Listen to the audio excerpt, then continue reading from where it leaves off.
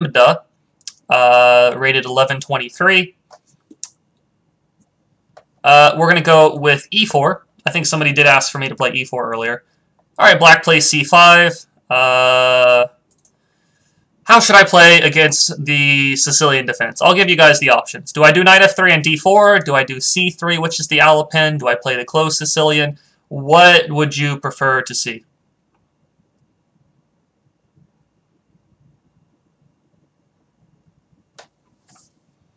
And I know there is a little bit of a delay, so that's my clock's going to tick down before I actually see your responses.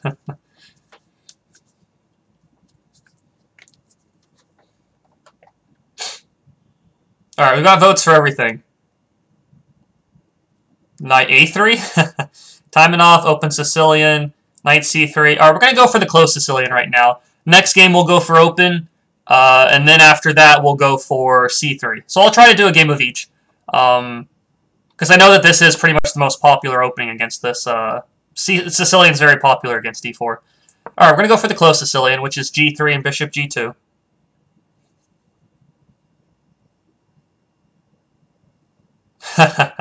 I'll try to get to everybody's opening choices. I do need to set up probably some straw polls so that you guys can vote on what opening you'd like to see me play. That makes it a bit more interactive, a bit more fun in my opinion. So we're going to go for... Let's go d3, probably f4 and knight f3 pretty soon. Play sharp, please? Okay, I'll go for it. Go for the sharp stuff. Not the dull stuff. Okay, so he plays d5. I think we're going to capture and play bishop g5. Want to see fireworks? Do I think d4 is easier to play than e4? I don't know if I'd necessarily say that. Alright, we're actually going to capture here. We want to see fireworks. Let's do some fireworks then. We're going to take on d5. He's going to take on b2. d4 versus e4.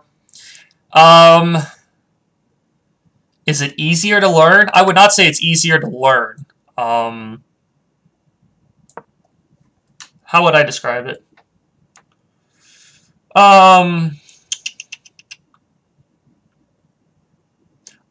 It's just a preference. E4 seems a bit more tactical depending on what black does and what you do. D4 seems a little bit more positional, but not always. So it really just depends on your preference, honestly. Neither one is better than the other. You see grandmasters play both very consistently.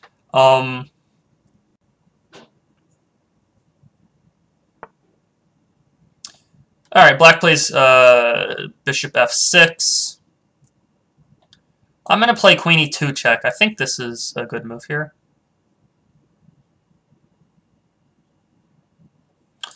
Queen e2 check, though, then how do I develop my knight is the problem. Let's go for it. Let's see what black does. Apparently Bughouse came from the Netherlands, where I'm from. Oh, that's nice to know. I didn't know that. And I heard you talk about it, and I had no idea what it was. I looked it up, and now I know the Dutch name. I know this week there's a tournament for it at my club, so thanks to you, I remember it, and I'm able to learn about it. Awesome, yeah. If you, Bughouse is very fun. I very much enjoy playing it. It has definitely got differences from normal chess, but also very fun at the same time. Nice change of pace is kind of how I like to do it. I'm playing a little riskier than I should be, but somebody did want to see fireworks, so can't promise a win, even though I should be fine after rook takes b7. I don't like not developing my king side is the problem. If I take on b7, he plays knight d4, and my queen is a little bit annoyed. I'm going to avoid that pawn. I don't think it's worth it in this position, honestly. Let's go...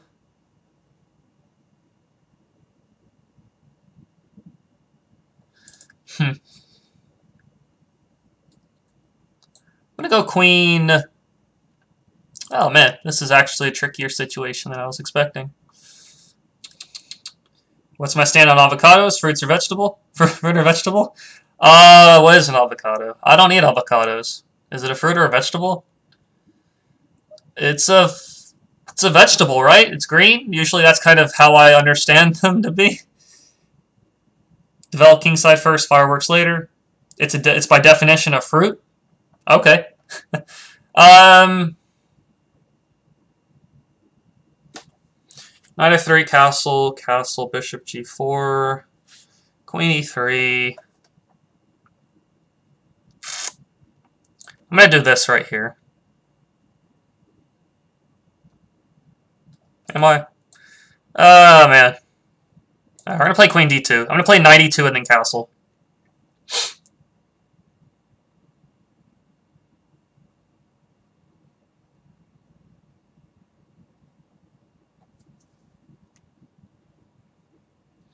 Dalton, I just dawned on me that chess.com might ban you because you have an 1100 account playing at FM strength. That's what happened to one of my friends. He's a strong player, but let his cousins play on his account and lowered his rating by over 1,000 points. And then when he started playing again, he raised it from 1,000 to 23 in just a few weeks. Yeah, I got permission from chess.com to do this. Okay, this is a big mistake. This pawn is pinned right now. Bishop takes c6 is a big, nice move for me. Yeah, I got permission from chess.com here. The moderators know about it, Monitor knows about it, so I'm not worried about getting banned for cheating like some people have recently on the site.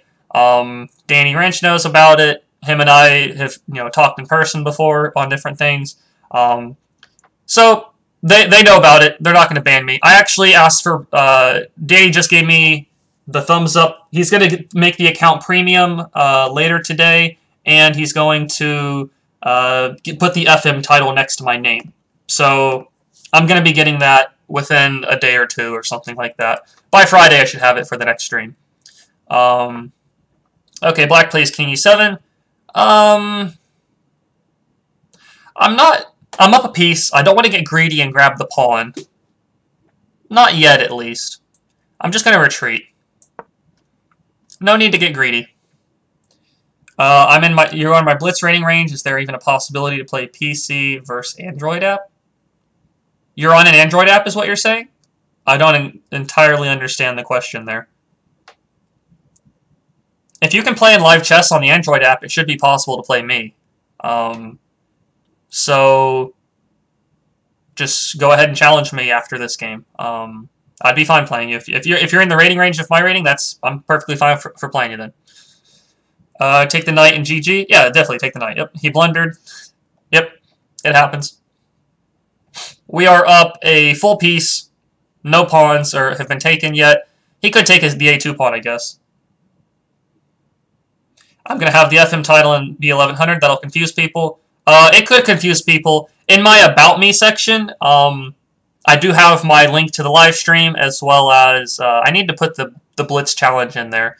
People might be confused. It doesn't really make a big difference to me if people are confused or not, honestly.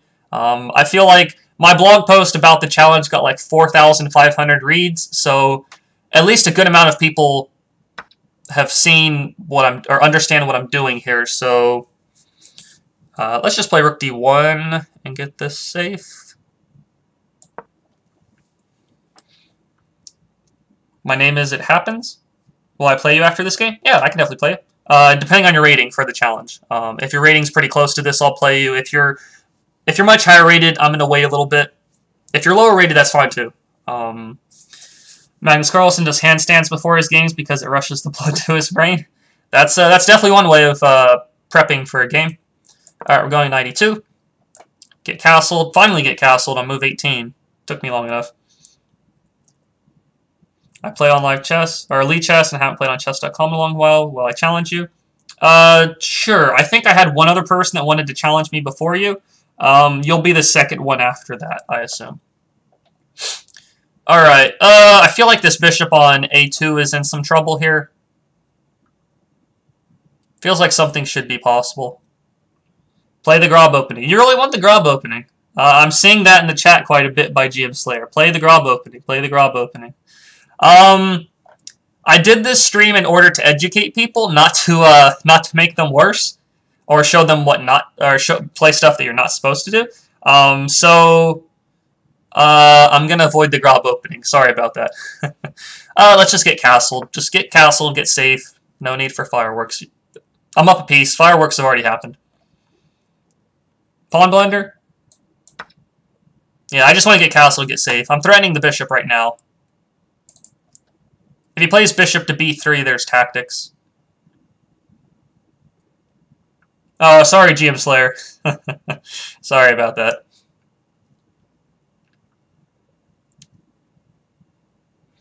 Looks like Danny Rich is doing his bullet brawl right now. I might switch over to my main account after this game to try the bullet brawl against him. So we can have a double stream going on there. Yep, bishop b3, queen b4 check, just like Vladimir said. Yep, so that's the tactic there. King moves or blocks or whatever, I grab the bishop. C3 would have been better, I think.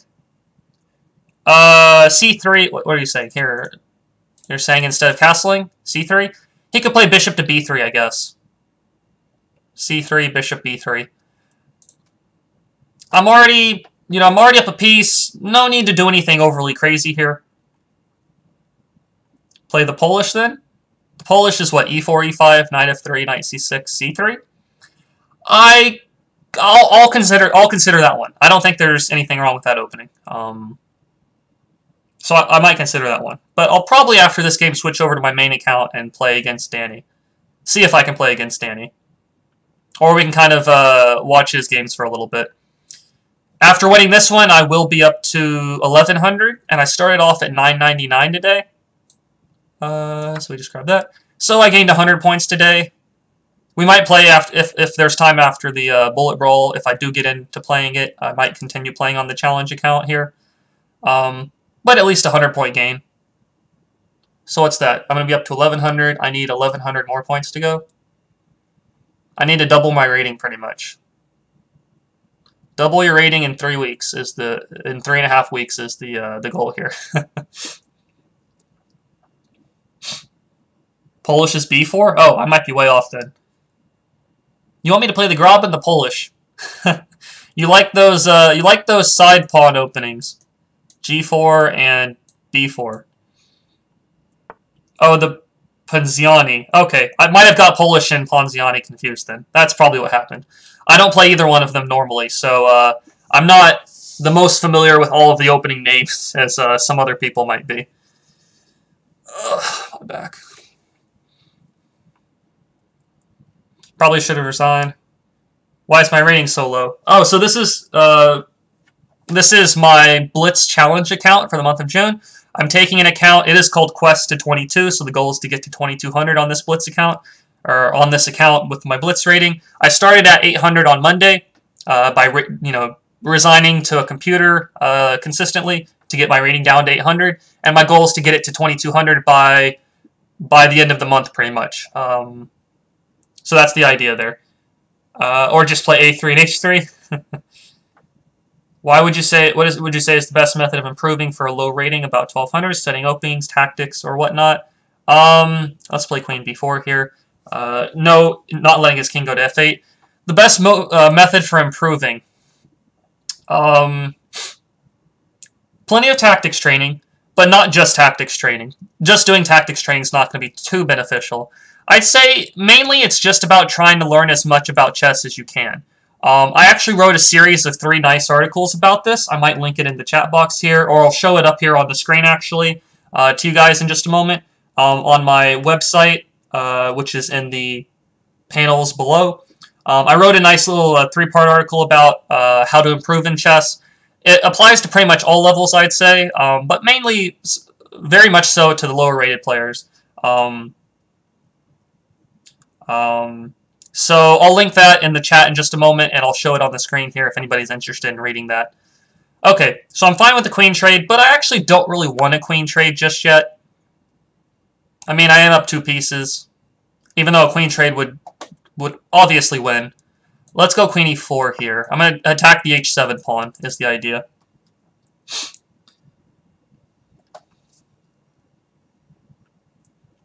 Guys, he's not here to troll lower-rated players with unsound openings and then crush them later. He's being serious. Yeah, that's pretty much the gist of what I'm trying to do here. Not trying to just not trying to mess around on purpose. It's more so for educational purposes. Alright, we're just going to advance this pawn. Probably play like knight h5. I don't know. He probably should resign. He's down 2 pieces for nothing. I guess he's got 1 pawn for the 2 pieces. So I'll show you guys that article in just a moment, and then I'll switch over to my other account and play against Danny Wrench is the idea. He's trying to do rook e8, I guess. I don't really know why else he would play that. Let's play bishop h3 to poke the queen.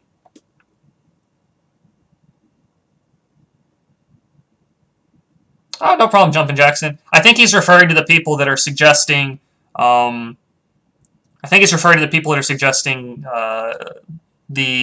offbeat openings. I think that's what Vladimir's referring to.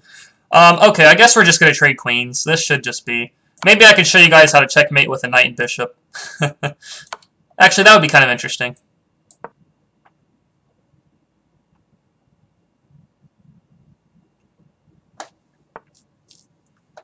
Okay, we're just going to play d5. I'm not really sure if I could even find a way to give away my pawns. Not even sure how I'd do that. I wonder if I could just take off the pawns and do it. So next move is d6, d7. Just go here, get on the open file. Knight h5.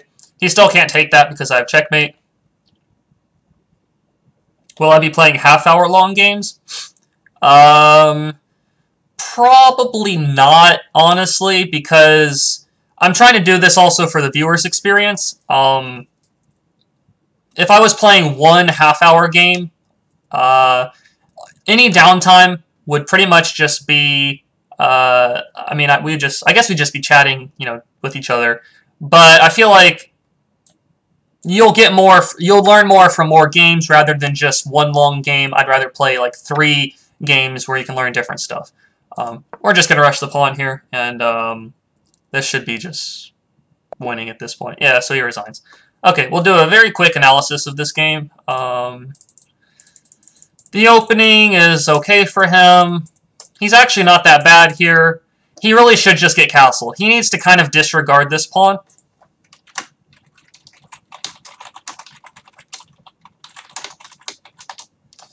He really needs to just disregard the pawn. He could just castle here and then use his lead in development. That's mainly what he should do. Because if he castles, I'm not going to take the pawn. I need to just get my stuff developed and get castled myself. I don't like my king in the center here. So rook b8 is obviously his big mistake, which just lose a piece. After that, it's kind of just a matter of technique, plus he blunders the bishop on b3. He should just do... Like I said, he should just castle. I was going to play knight e2, rook e8, castle, and maybe now he plays rook b8 or something like that. Or he takes on a2 or something like that. He needs to not worry about the pawn so much, because taking it is very risky for myself. Okay, so thanks a lot for the follow. P5466, I got your follow here as well. NJ.